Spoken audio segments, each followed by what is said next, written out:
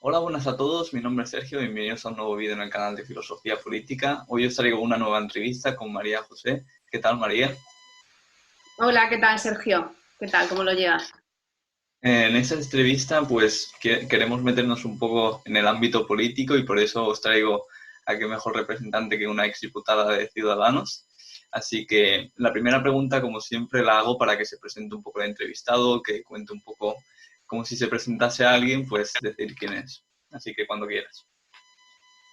Bueno, la verdad que presentarse pues siempre ruboriza, ¿no? Porque no sabe uno qué palabras puede encontrar. Pero bueno, básicamente pues soy una chica que arquitecta. He trabajado siempre en el ámbito de la arquitectura y tanto en España como fuera. Y bueno, mi vocación política, digamos que la he sentido siempre, he sentido pues esa vocación de ayudar, de servir y de participar de la vida política, pero es cierto que no he estado vinculada a ningún partido hasta que hace escasamente 2 años pues me afilié a Ciudadanos. Y bueno, pues en la última legislatura, en la corta, en la 13ª legislatura, pues tuve la suerte de salir como diputada, como representante número 1 de la provincia de Badajoz por Ciudadanos y bueno, pues me integré al equipo del Congreso allí en Madrid con el resto de los 57 que salimos con Ciudadanos. Y bueno, pues todos sabemos el desenlace de las elecciones del 10 de noviembre y bueno, pues igualmente fui cabeza de lista en el 10 de noviembre, pero no revalidé el escaño. Has dicho que estudiaste arquitectura. ¿Tuviste alguna motivación o ya lo tenías pensado desde pequeña o fue más o menos en bachillerato que tienes que escoger entre tantas oportunidades? ¿Cómo fue esa motivación para estudiar arquitectura? Pues sí, la verdad que ahí das un poco en el clavo, en un punto concreto de mi vida que tuve bastante conflicto interno, porque, bueno, pues durante los últimos cursos, durante el bachillerato, pues eh, era una buena estudiante para los números, entonces pues parecía o de alguna manera me inculcaron o me querían inculcar que estudiara alguna ingeniería, ¿no? En aquel momento, pues, también la arquitectura tenía buenos pronósticos, pero parecía que igual iba a estudiar caminos o que iba a estudiar ingeniería industrial. Pero sí que es cierto que tenía un gusto por las humanidades, por el estudio de la historia, por el arte, por digamos, las ciencias sociales. Y al final encontré en la arquitectura, digamos, ese nexo de lo técnico, de lo puramente físico, digamos, de física estructural, las matemáticas también y lo técnico con la parte más humanística que tiene la arquitectura, que al final el urbanismo, que es creador de ciudad, que al final la ciudad es parte importante del desarrollo del civismo, de las civilizaciones, la historia, pues bebe de muchas fuentes y pensé que la arquitectura era la carrera a la que quería dedicarme por eso mismo, porque el arquitecto al final debe nutrirse de muchas fuentes y de muchas partes del conocimiento. Y eso fue lo que me hizo decantarme, pero sí que tuve un conflicto a la hora de decidir. Pasamos directamente a las preguntas del liberalismo y a mí, la pregunta que a mí me gusta siempre decir a los entrevistados es cómo es ese primer contacto en las ideas de la libertad, porque sí que es verdad que durante a lo mejor la universidad o incluso en secundaria no encontramos mucho ese nexo. ¿Cómo fue ese nexo que te unió al liberalismo?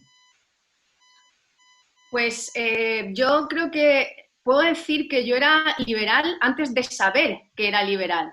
Y me explico.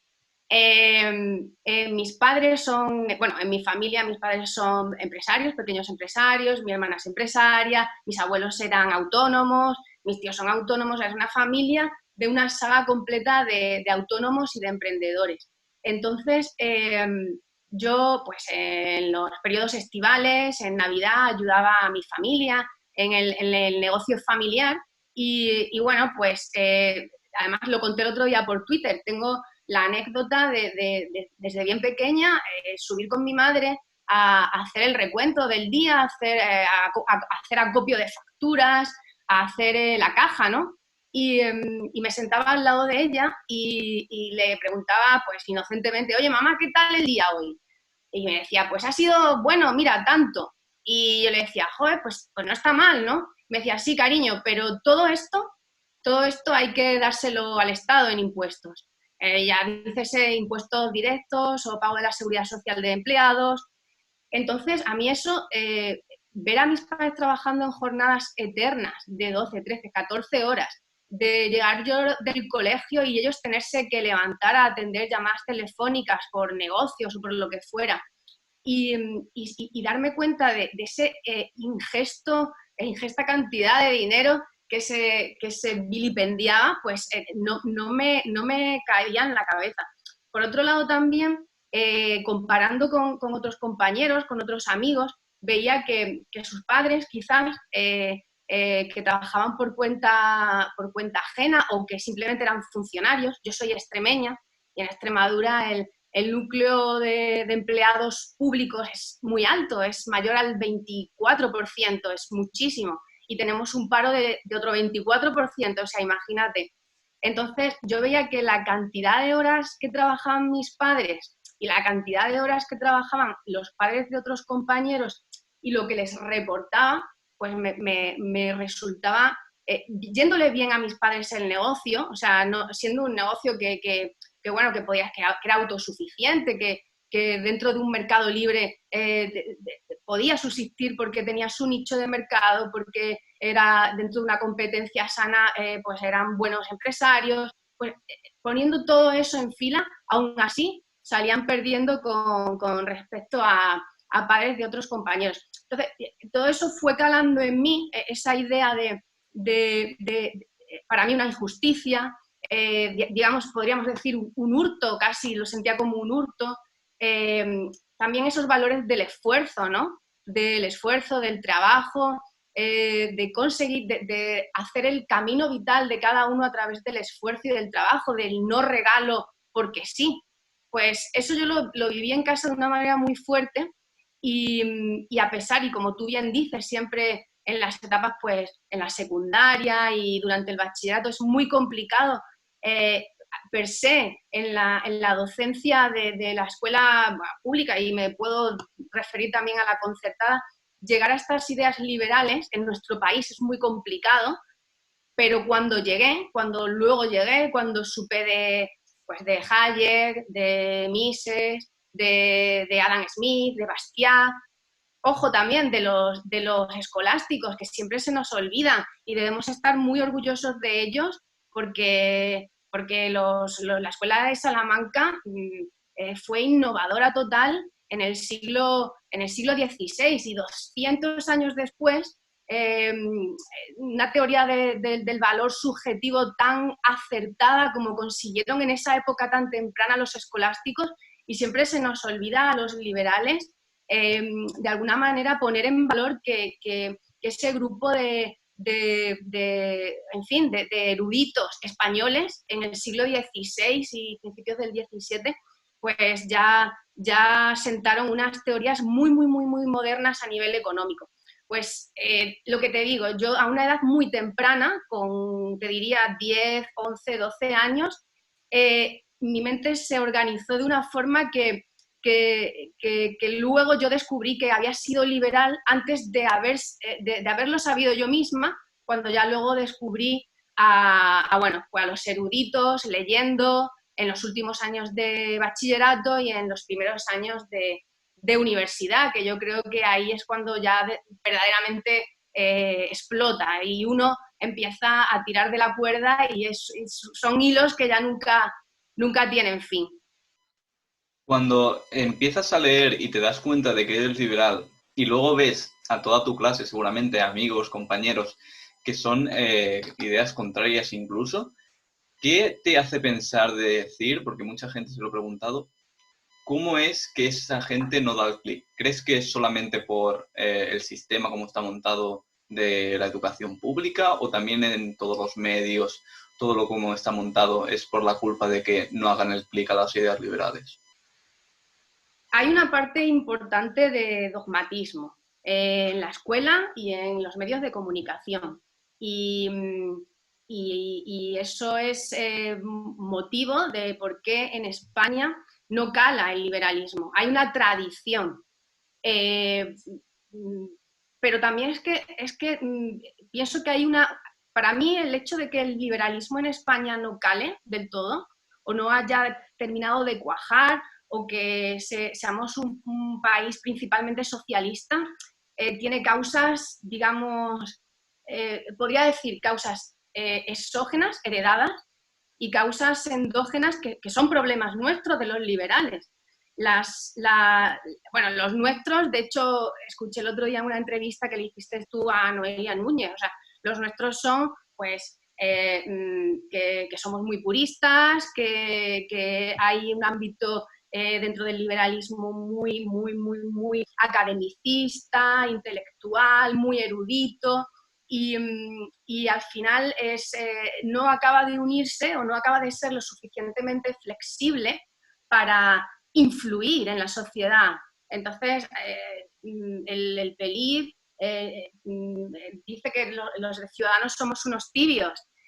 Bueno, es que en Ciudadanos hay muchas sensibilidades y es bueno que las haya porque al final, cuando las hay, a pesar de que también lo integremos personas como yo, que somos más profundamente liberales, somos capaces de llegar a influir y al final el pragmatismo, el liberalismo debe también que buscar ese pragmatismo de poder incidir e influir. Y luego, esas otras causas, digo, heredadas o exógenas, creo que tienen que ver mucho con la educación, pero con la educación, me atrevería a decir, cristiana. Y vamos a enfrentarlos. Aquí en España, en todos los países del sur, en los países latinoamericanos, tenemos una educación principalmente católica. Los países protestantes, con la contrarreforma en España, el catolicismo se hizo más fundamentalista. Santificarás las fiestas, por ejemplo. Estamos todo el día santificando fiestas, yendo al domingo a misa. Así no se trabaja. Un sistema productivo así no funciona. Además, la virtud está en la pobreza. No está en el empresario, en el esfuerzo, en la superación individual. Con la contrarreforma, como digo, España y los países del sur se hacen más fundamentalistas católicos, en contraposición, diría, con el protestantismo y con el calvinismo, que son principalmente doctrinas que apelan por el esfuerzo, por el crecimiento individual, muy individualistas. El calvinismo, rezas tú mismo, o sea, no tienes que dejar de trabajar para ir a rezar. Con lo cual eso dentro de un sistema productivo es perfecto, es muy beneficioso. Entonces, el liberalismo, con la revolución industrial, el liberalismo cae en abono, en terreno abonado en los países, pues en Centro Europa y en los países del norte, a diferencia de lo que ocurre en España. Y aquí hay diferentes matices, porque podemos decir, joder, pero Italia, vale, pero Italia fue beneficiaria del plan Marshall y por lo tanto industrializó su norte. Y por eso el norte pues, es potente, industrializado, pero deberíamos también pensar en eso. O sea, cuando los liberales queremos trabajar en España, incidir, influir, tenemos que saber también cuáles son, de dónde venimos y por qué. Y el análisis de que existe en la cultura esa tradición católica que nos hace crucificar la riqueza, hacer virtud la pobreza, pensar bueno, que el esfuerzo, que es mejor, pues estar rezando, estar, digamos, también, ojo, comunión, que es común, unión, algo más colectivista que eso, que existe en la religión católica. Entonces, bueno, esto es un poco la idea que pienso del liberalismo en España, que tenemos que darnos cuenta contra qué combatimos y yo apelaría por que deben existir esos espacios, digamos, eruditos, intelectuales, pero debemos también unirnos y salir de esos espacios, incidir en el arte, en fin, en cada uno de aquellos aspectos, tú, por ejemplo, divulgando con tus entrevistas, yo desde el plano político, que es el que he decidido, la herramienta que yo he querido enarbolar para trabajar y para difundir y hacer posible ideas liberales también en el ámbito político. Pero que debemos saber también de dónde venimos y la problemática que arrastra el liberalismo en España. No sé si con eso contesto a tu pregunta o me he ido un poco por las ramas haciendo el análisis. Yo creo que la has respondido muy bien y encima ha sido un análisis que mucha gente no se atreve a decir, sobre todo la parte del catolicismo. Y también quiero preguntarte, cuando estás ejerciendo de arquitecta, ¿cuándo es el cambio que dices, como has dicho antes, tú ya tenías esa, bueno, para la política que querías ejercer y así, pero ¿cuál es el momento que dices, tengo que estar ahí yo para poner mi granito de arena? ¿Y por qué Ciudadanos y no PP? Bueno, en ese momento Vox no estaba tan fuerte como ahora, pero ¿por qué es Ciudadanos y no otro partido? A ver, ¿por qué Ciudadanos y no otro partido?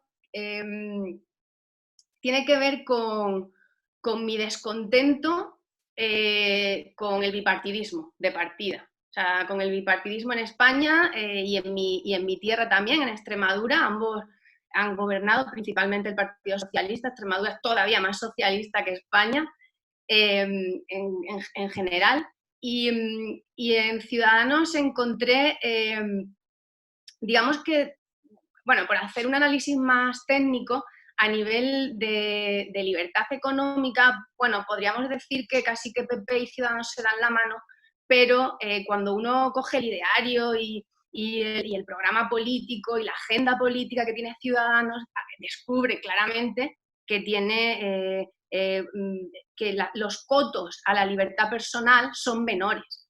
Entonces, yo, bueno, pues no me considero conservadora per se, ni mucho menos, porque entiendo que el conservadurismo, que normalmente ha sido entendido como una libertad, los conservadores suelen tener una libertad económica amplia, pero es cierto que patinan en ocasiones en las libertades personales y para mí son tan importantes las libertades económicas como las personales y en el ideario de Ciudadanos encontré un partido más liberal que el PP. Me preguntabas también que por qué decidió dar el paso en la política. Pues mira, fue algo un poco... yo me afilié y colaboraba en agrupaciones locales, pero mi trabajo me tenía fuera de España. En el momento trabajaba en una empresa que vivía a caballo entre España y Francia. Me pasaba muchas temporadas largas en París. Y se convocaron las elecciones anticipadas y fue el propio partido, que esto quiero recalcarlo porque los políticos, bueno, la imagen que tienen los españoles en general, que a mí siempre me habían contado de los políticos, pues era muy nefasta. Pero bueno, pues yo en mi partido tengo que reconocer y tengo que alzar la voz y decir bueno, que en Ciudadanos he encontrado gente muy competente y mi experiencia es que en unas elecciones tan importantes como las del 28 de abril, el partido confió en mí para encabezar la lista de mi provincia sin haber estado yo de alguna manera integrada durante años en juventudes y teniendo que ir escalando puestos. No, el partido decidió, me propuso que si quería encabezar la lista, luego ya todos los mecanismos de primarias, ¿no? Y tal, pero vio en mí un perfil de persona que por ciertos matices quería integrar al equipo y que venía totalmente de la sociedad civil, con lo cual yo no he hecho una vida política ni he ido escalando años y años para poder encabezar una lista. Y esto me gustaría recalcarlo porque de alguna manera los partidos políticos debieran ser así, debieran integrar gente de la sociedad civil que llega a aportar valor y cuando ya no tiene nada más que aportar debe salir y volver a su profesión. Y creo que esto, algunos dicen que es porque es un partido joven y tal. bueno, por lo que sea, Ciudadanos lo hace, lo ha hecho y sé que lo seguirá haciendo. Y creo que es un valor importante de no perderlo de vista. Cuando hacéis las elecciones del 28 de abril y remontáis muchísimo, con 50 escaños, ¿cómo veis esa trayectoria hasta que al final se hacen o se decide hacer nuevas elecciones? ¿Cómo es alguien que está dentro del partido todo el rato discutiendo que si se tienen que abstener, si se tienen que al final apoyar al PSOE y hacer un gobierno PSOE de Ciudadanos, o quedarse e intentar en las siguientes, por así entre muchas comillas, comerse al PP, que es lo que mucha gente decía al principio? Eh, ¿Cómo pasaste esos meses dentro del partido? A ver, pues fueron meses muy complicados, tengo que reconocer. Y bueno, la verdad que hay una parte de intrahistoria bueno, que al final es parte de, digamos, la intimidad de un partido, pero lo que sí que puedo decir es que, bueno, fueron meses complicados y lo que yo percibí fue una responsabilidad muy grande por parte de mi partido. O sea, hubo una responsabilidad muy grande, se vivió así y al final, bueno, todos sabemos el desenlace, las nuevas elecciones, pero también he de decir que lo que no ocurrió tampoco ocurrió porque no hubo voluntad. Y a mí, bueno, me da igual, lo puedo decir, la gente dice, es que hubo un ofrecimiento muy tardío. El ofrecimiento que se le hizo a Sánchez, bueno, porque ya veíamos que nos mandaba a unas elecciones, nos arrojaba de nuevo a la locura de otras elecciones, se hizo, quedaban 8 días y 8 noches para que se cumpliera el plazo. Y ese tiempo es más tiempo del que se han sentado el Partido Socialista y Podemos para negociar su gobierno, el actual, vamos, que al día siguiente de las elecciones prácticamente lo tenían hecho.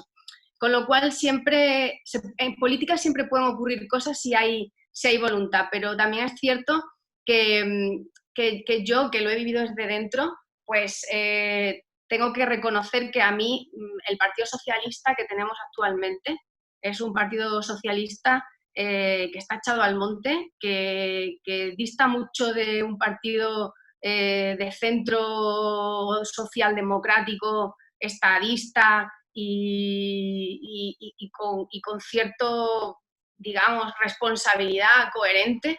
Y claro, yo, estando dentro, puedo llegar a decir que un pacto con ese Partido Socialista salido casi del constitucionalismo, pues no me sentía cómoda. Aún así, se hizo el ofrecimiento y no hubo voluntad política, que ni se pudieron llegar a sentar Rivera y Sánchez en una mesa para negociar los puntos que le pusimos sobre la mesa. Que, oye, yo presento esto, tú ahora siéntate conmigo y vemos hasta dónde podemos llegar.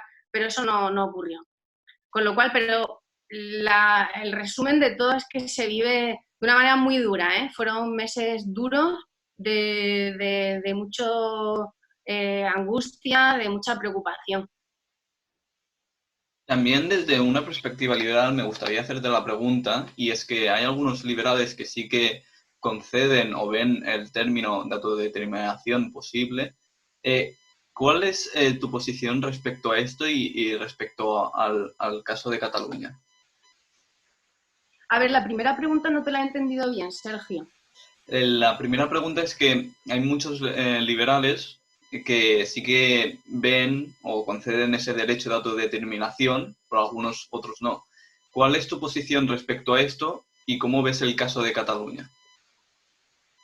A ver, si nos pusiéramos en la utopía de un, en la utopía de una comunidad que quiere secesionarse de otra, de un estado unificado. Por los motivos que sean, porque quieren ser un estado más pequeño, porque quieren ampliar su cobertura en libertades económicas, pues insisto, en un estado, en un modelo utópico en el que estamos hablando, no estoy hablando de Cataluña. Pues si una parte de una comunidad quiere hacerlo, quiere secesionarse de un todo, existiendo cobertura legal para ello, no coaccionando a al conjunto que quiere secesionarse, es decir, que todos y cada uno de ellos puedan ejercer su libertad, hasta el punto que te diría, si parte de esa comunidad quiere seguir perteneciendo al estado originario, insisto, habiendo cobertura legal, pues el secesionismo como tal, la secesión como tal, pues entra dentro del ideario liberal completamente.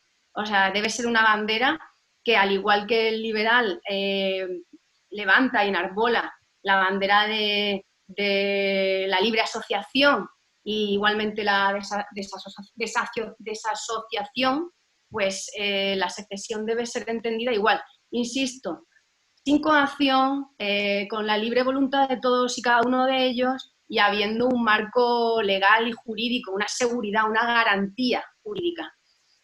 Ahora bien, esto, sinceramente, como ejercicio teórico, pues yo lo hablo contigo y muchos liberales podemos estar de acuerdo. Pero este ejercicio teórico limpio, puro, utópico, no podemos extrapolarlo a Cataluña, porque en Cataluña se utiliza el término secesión, muy bien, pero es que estamos hablando de un nacionalismo.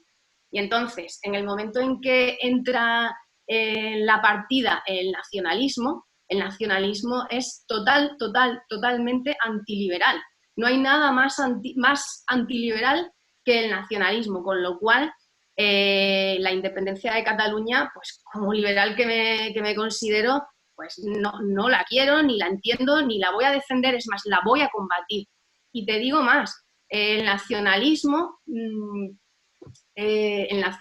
pues, ¿qué quiere? Pues que los derechos, sean concedidos por la identidad, por el territorio, por los privilegios, cuando pues un liberal reconoce la igualdad de derechos en tu individualidad, como tú, como ciudadano, por tu ciudadanía, obtienes tus derechos, no por tu identidad ni por tu territorio.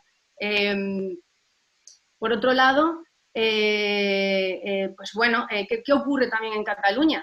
Que parte y dice, no, pero es que hay mucha gente que se quiere independizar, es que es su voluntad. Bueno, su voluntad después de décadas y décadas de coacción, de violencia legal, porque se imponía rotular en catalán, porque se impone hablar en catalán, porque en las escuelas te enseñan la historia catalana como coaccionada, de una manera totalmente alejada de la realidad, porque las televisiones y los medios de comunicación están totalmente untados por todo el nacionalismo catalán, además utilizando el capital público para todo el potencial del Estado catalán para dotarlo de toda esa maquinaria. Entonces, es que hay una parte muy grande de catalanes que quieren la independencia. Bueno, habría que ver cuántos de todos ellos se han forjado esa realidad o ese ideario de una manera libre, de elección libre, de elección de intereses, de conocimiento, de educación y de prensa.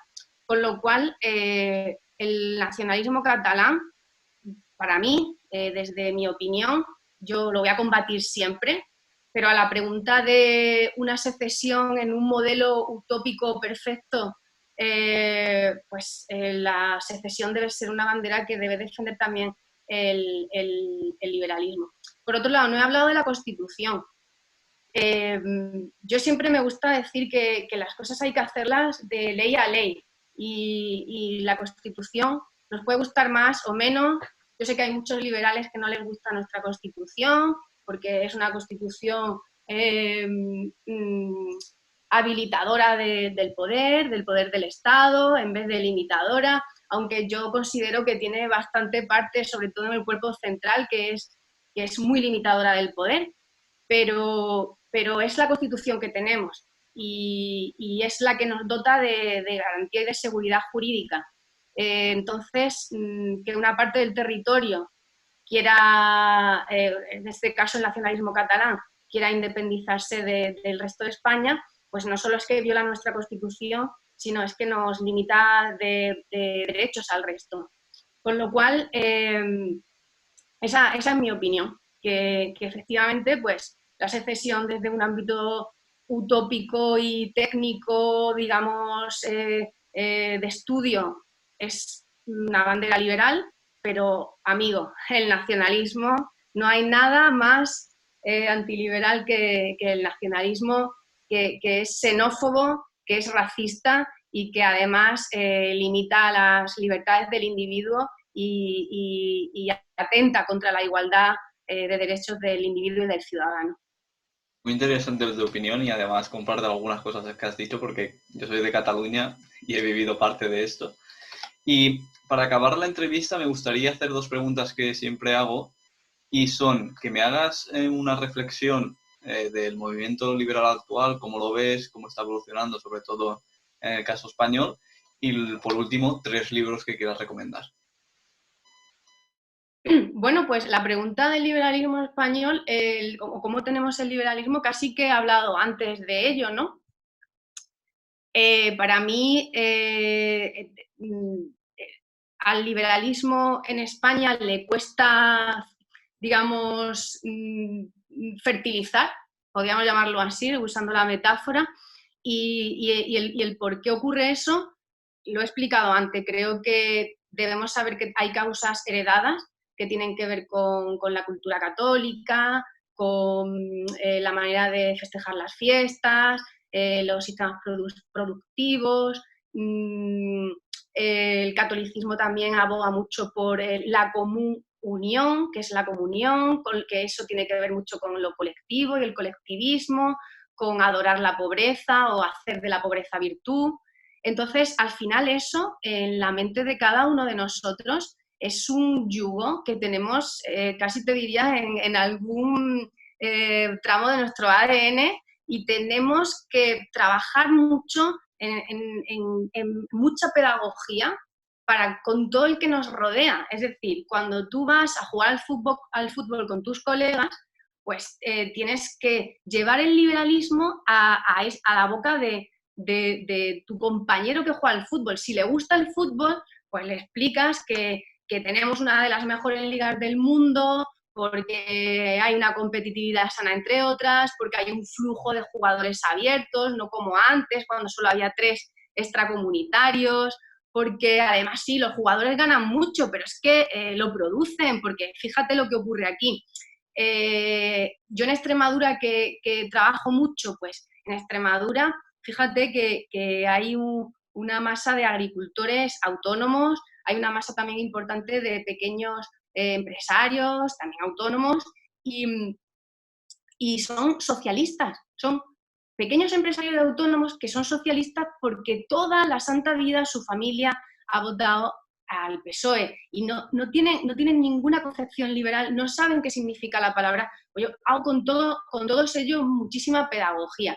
Entonces, sabiendo que tenemos esas causas, esa tradición heredada, yo desde aquí, desde esta ventana que me das, apelo a todos los liberales con que no solo trabajemos desde el ámbito de vista erudito, de academicista, de full paper, de artículos y de think tank, que están muy bien y que son necesarios, pero que toda esa otra parte de persuadir a la sociedad, de hacer llegar las ideas liberales de una forma más tangible, menos difícil, no metiendo tanto términos tan técnicos de economía, pues es algo que es responsabilidad nuestra. Con lo cual, ¿a cómo veo el liberalismo?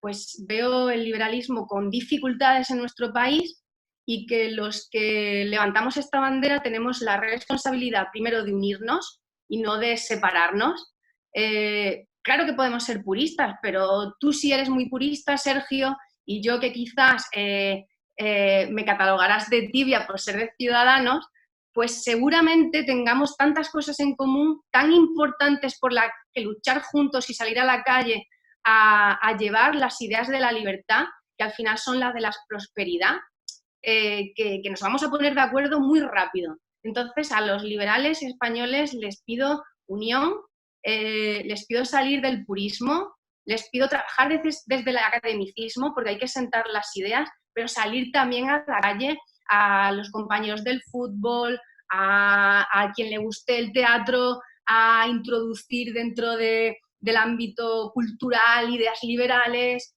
Mira, el otro día vi que Rosalía se puso un pantalón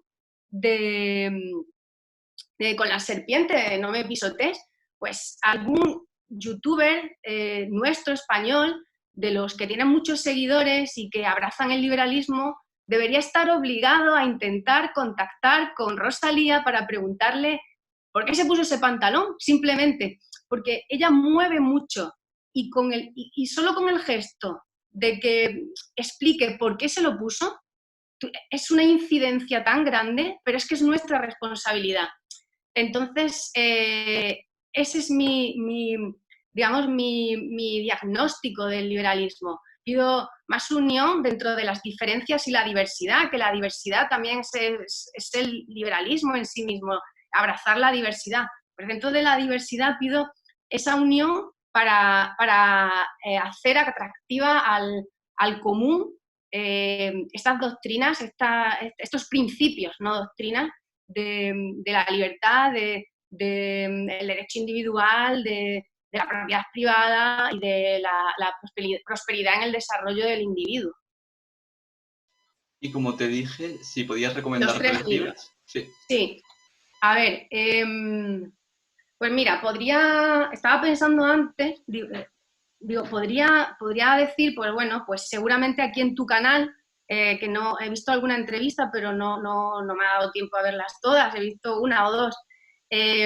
Claro, al final es una ventana liberal y mucha de la gente a la que entrevistas, pues habla de Hayek, de Camino de Servidumbre, de Bastiat. Yo a mí, pues bueno, también Bastiat me gusta bastante, Rayo, María Blanco, o incluso pues, Ortega, pero bueno, he pensado que como tu canal se llama Filosofía Política y hablamos de liberalismo, pues he escogido un libro de filosofía, un libro de análisis político y un libro de liberalismo puro, aunque no es un ensayo, que es una novela, pero es puramente liberal.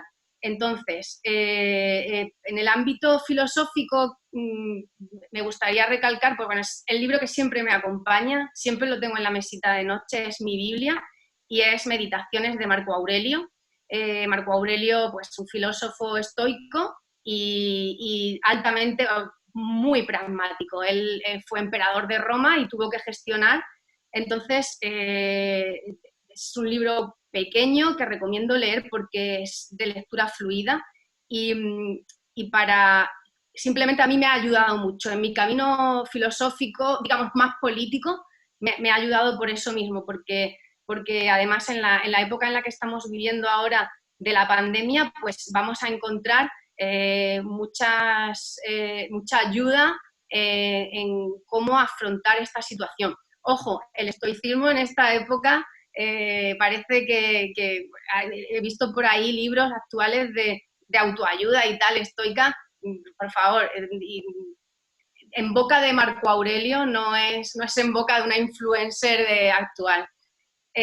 Con lo cual recomiendo Meditaciones, que además en el listado de grandes intelectuales siempre aparece y me pesa que no sea un libro muy conocido. El libro liberal. El libro liberal, pues he elegido, a mí me gustó mucho El manantial de Ayn Rand, objetivismo, egoísmo y anarcocapitalismo. Pero, y bastante utópico como es ella, ¿no? Como es Ayn Rand. Pero hay algo en ella, no sé, a mí Ayn Rand que no puedo dejar de nombrarla, porque aunque sus ideas son de alguna manera utópicas, pero hay algo en la lectura de Ayn Rand y de las reflexiones de Ayn Rand que me sacuden. O sea, leer a Ayn Rand es como que te sacudieran fuerte y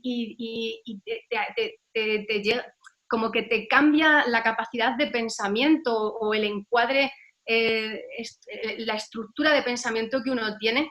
Para mí Ayn Rand es una sacudida, unas fuertes bofetadas, me hace sentir bastante incómoda a veces la lectura de su en el manantial y en la rebelión, pero hay algo que hay como un magnetismo. Entonces, por eso el manantial, que además habla, el protagonista es un arquitecto y yo como arquitecta, pues es un libro que me ha cambiado y que ha influido en mí. Y luego el libro que me gustaría recomendar de política, de análisis político, es un libro que también creo que es bastante desconocido.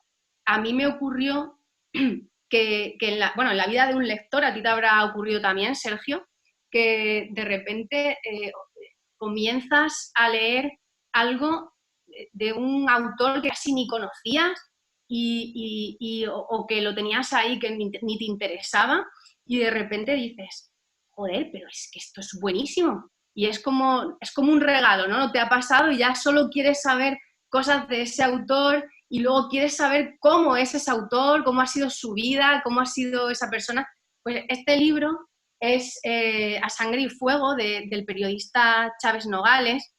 Es un libro que él escribió en el 37, o sea, en plena guerra civil, en el exilio ya. Él se exilió y lo escribió en el exilio.